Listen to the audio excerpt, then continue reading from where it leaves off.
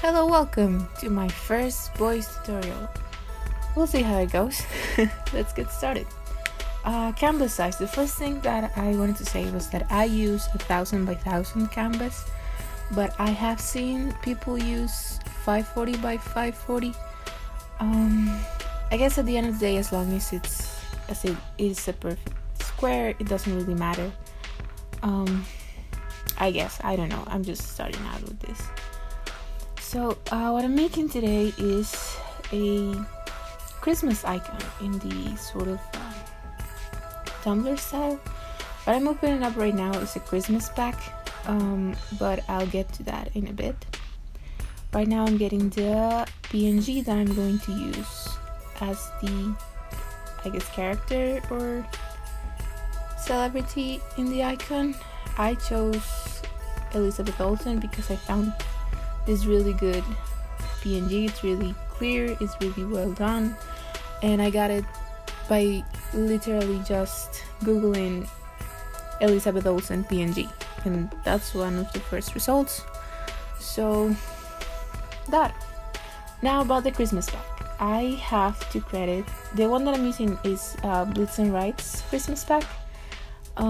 You can always sort of see it there at the corner of the screen.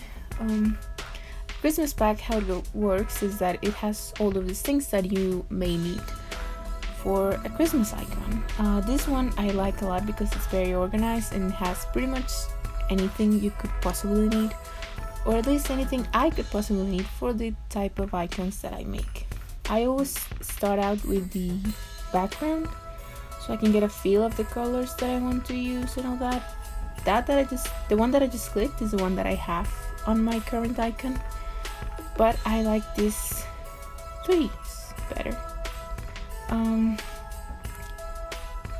You just sort of size it and put it behind the PNG or the person that you're using, and then duplicate the layer and then move it around just so that it fits. Basically, that's pretty basic, I guess.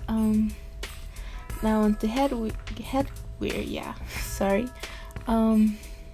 You can do pretty much anything you want. Like this Christmas pack that I'm using has like Santa hats and elf ears and all of that. I like the little reindeer ones because I thought it looked cute. I don't know. I don't really have any reason for anything that I do. Right, about the coloring. I guess you could do what I'm about to do, which is add a sort of line to the PNG with a drop shadow, but it doesn't really work when you're using headgear. So what I did is add a second layer or another layer behind the Elizabeth PNG, and with a brush set to full opacity and everything, I just go behind the PNG and sort of draw behind it. Again, this doesn't really have to be perfect. You can fix it later, which you will see in a bit that I do. Or people don't go around judging your icon. At least I don't think so. Like now that I'm saying I can make them, they might judge mine, but generally speaking, no one goes on the internet to judge whether your icon's lines are perfect, So yeah, what I'm doing is going around fixing it. You can add more stuff to it. I wanted to add a Rudolph nose, but I really struggled with it. You can see it later. I did keep it in the end, but I did struggle with this a lot. Again, it doesn't matter. Right, what I'm doing is I'm adding a border because I like my icons having a certain border. You have to set the fill to none and the stroke to white, and then just make it a size. I try to make the size of the square. I try to make it match the lines in the background, but I'm not entirely sure it worked, so you don't have to listen to me. What's going on right now is I'm doing a watermark. I like to always add a watermark to my stuff. It depends. As you can see, I have a brush preset for a watermark. that's the one that I use normally when I'm posting stuff on Tumblr, but you will see the one for icons, or well, in this case polyvore icons, in a second. I'm adding it right now. If you would like to know more about watermarks, at least, or how I made my watermark a brush preset, let me know and I will talk about that. Yeah, I just pretty much write my name, or in this case my username, and then play with the color and where I'm going to put it and what it's going to be like. To select an item like I just did, you click Ctrl T in a Windows keyboard. I don't really remember the combination for Mac right now, but yeah, Windows keyboard Ctrl T to play with the size of a thing. You could have left the icon just, without the Merry Christmas thing, but I wanted to add something more because I thought it looked a little bit empty.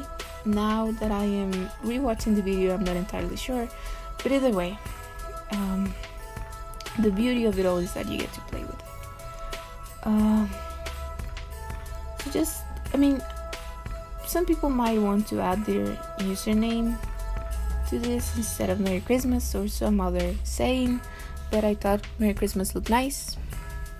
So yeah, what I am currently doing, you could do with a drop shadow as well, but I don't like to do that. So what I do is just duplicate the layer and then change the color so it looks like it has this little shadow. Then you save it. You should always save your stuff. I have learned that the hard way, the very, very hard way. You should always save constantly. And to further prove my point that you could have left it without the Merry Christmas or without, the extra text, there you have it, without it or with it. It's a personal preference. I thought it was lacking something and I think it looks cute with it. So, I don't know. There you have it. You have your own icon and you save it as a picture, and that's pretty much it. That's your Christmas icon right there. I hope you find this tutorial useful. I had a lot of fun making it. Please let me know how the whole voiceover thing worked. I'm still getting used to it. I don't know. But yeah, thank you. Thanks for watching. Bye.